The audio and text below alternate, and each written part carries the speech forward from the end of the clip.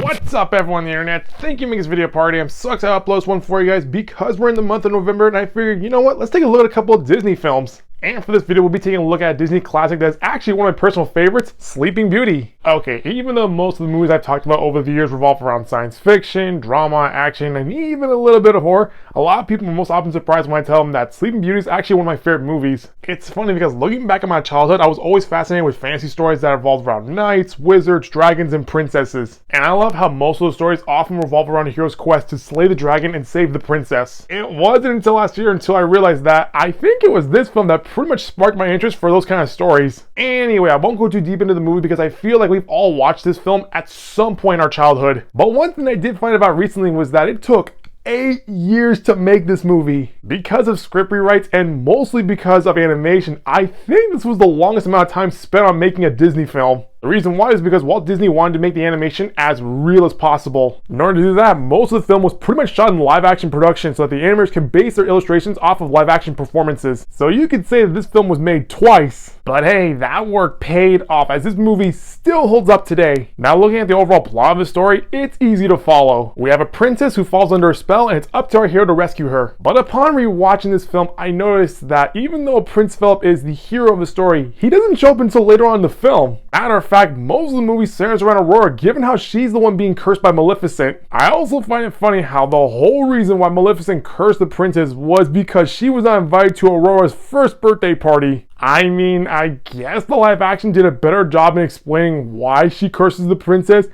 but I prefer this film over the live action because I don't need to see my villains become heroes. Oh, and I just remembered, while I find Prince Philip to be the hero archetype because he's brave, noble, and persistent, that doesn't excuse the fact that there is a huge age difference between him and Aurora. Right at the beginning of the film, I did the math in my head and realized that, okay, this is Aurora's first birthday party, so she's already won. And when you look at Prince Philip, he's gotta be what, 10 or 13 maybe, somewhere between those ages? Now when you think about it, they're supposed to marry each other when Aurora's 16, so when she's 16, he's gonna be in his mid-20s. That's gross. It's one of those things that you overlook as a kid, but then quickly pick things up as an adult. But anyway, going back to what I said about Prince Philip, I consider him to be the official hero archetype based on the three aspects that I mentioned earlier. He's noble because he cares for Aurora, he's brave because he's not afraid of Maleficent, and he's persistent because he knows Aurora is worth it. Why does that sound familiar? Oh snap, it's the story of Siegfried and Brunhilde. One of my favorite moments from Django Unchained is the story of Siegfried and Brunhilde told beautifully by Christoph Waltz. And I guess you could say that Sleeping Beauty is almost like that story. We see Prince Philip undertake a dangerous quest to save Aurora, and while most people would crap their pants at the sight of a dragon, Philip stands his ground. Speaking of which, here's something that I didn't notice until recently. One of the reasons why I find Aurora an interesting princess is because she is a princess by birthright, but because she had to go into hiding and be raised as a peasant, once she finds out that she's a princess, she doesn't want that title, which makes her a more grounded and much more relatable character because I feel like that if we woke up one morning and found out that we were royalty, we would feel a lot of pressure on our shoulders. And before I forget, we gotta talk about why Maleficent is one of the best Disney villains we've seen on screen. She's not the best because she uses magic, and she's not the best because she turns into a dragon.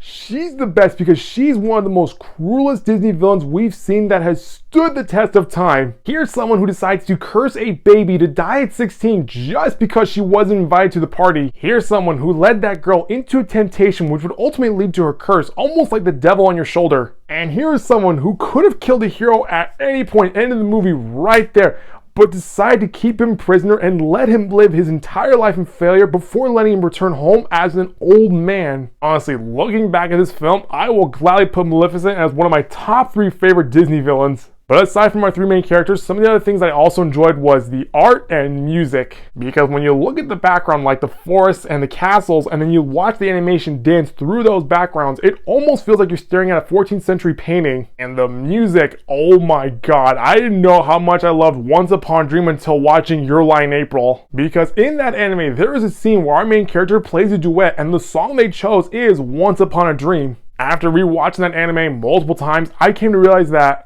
wow, this song is really good. So it's crazy to see how some of the things I've watched in recent years all have some sort of connection to this movie from my childhood. And looking back at this film, I will gladly put this in my top 10 Disney movies, seeing as how it has made such a huge impact on how I view storytelling and why I love fantasy so much. So if you're thinking about watching a Disney movie tonight, go watch Sleeping Beauty. Well, that's gonna do it for this video, guys. That was my overall view for Sleeping Beauty. If you like what you saw, click the subscribe button to see all these updates from this channel. I'll see you next time with a brand new video. Bye-bye.